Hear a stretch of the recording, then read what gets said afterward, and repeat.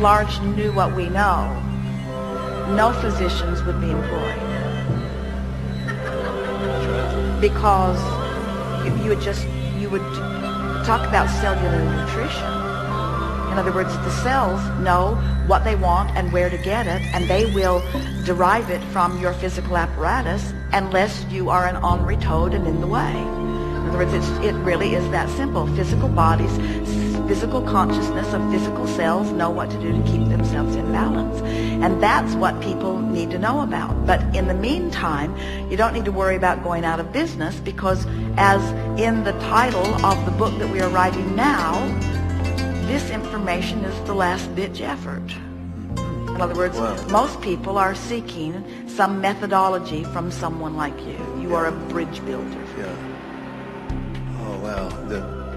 The body is so wonderful. We're never too old or too late to make a new start. I have seen wonderful things happen at all ages with any kind of disease, including cancer, reversing disease that's, traditionally speaking, is not reversible. Don't you think it's marvelous that the cell that is known as... The body knows what to do. If we just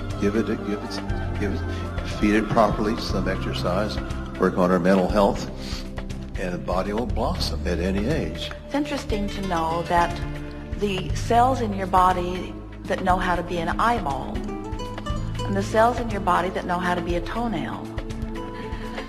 In other words, you don't have toenails in your eyes and eyeballs on your toes. The consciousness of your body is incredible, knows what to do. It's huge. And if you've ever had the opportunity to look at the beginning of who you are, little blobs on a petri dish, it's rather remarkable, the intelligence that expands and evolves and understands and knows. And that intelligence, and yet here you are in these magnificent adult bodies questioning the intelligence of your body when it figured all that out. Yeah. And this is the thing that you want to impart to people. You have a really smart body. If you would laugh more and love more, your body's intelligence would show itself to you through dynamic health that you want. That's right. Yes. So and Norman Cousins did research on talking about laughter in University of California, and he was given the diagnosis of cancer and 6 months to live. Well, he went home and decided he spent 6 to 8 hours a day just comics and movies and laughter, and his cancer cleared. And that's when he did the research on endorphins and how they work in our body, and laughter and joy, lighten up. It's all part of healing, and that's part of the message I love to share with my patients.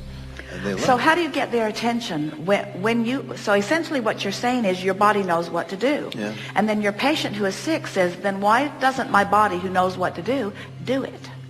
And then you say, well, it is doing it, but it's being hindered by something you're doing. And then they say, what is it that I'm doing that is keeping my body from doing what it knows how to do? And you say, you're being ornery. You're being fearful.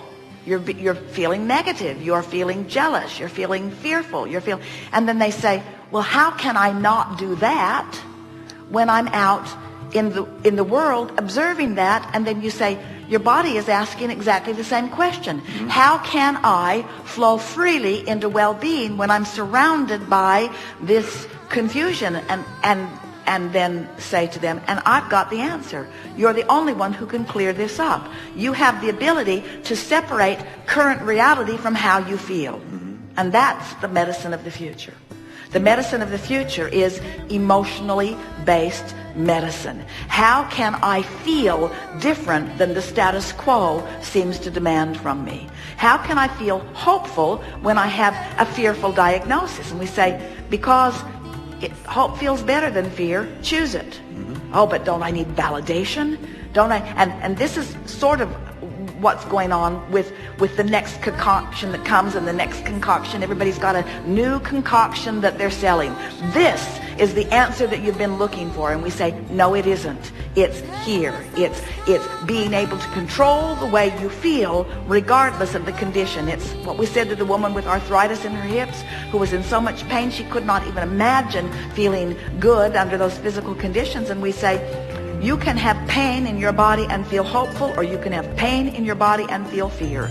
And the vibrational difference between fear and hope is the difference between recovery or not.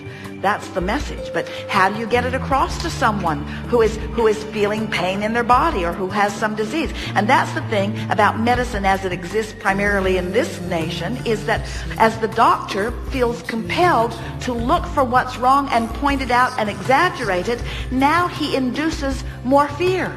And so he evokes from his patient a vibration that makes it less possible for the cells to do what they would naturally do, rather than more possible. And that's what you want to convey to your patients. I'm going to help you provide an atmosphere in your physical body, a mental atmosphere that is conducive to your cells doing the intelligent thing that they know how to do. That's what we're doing together.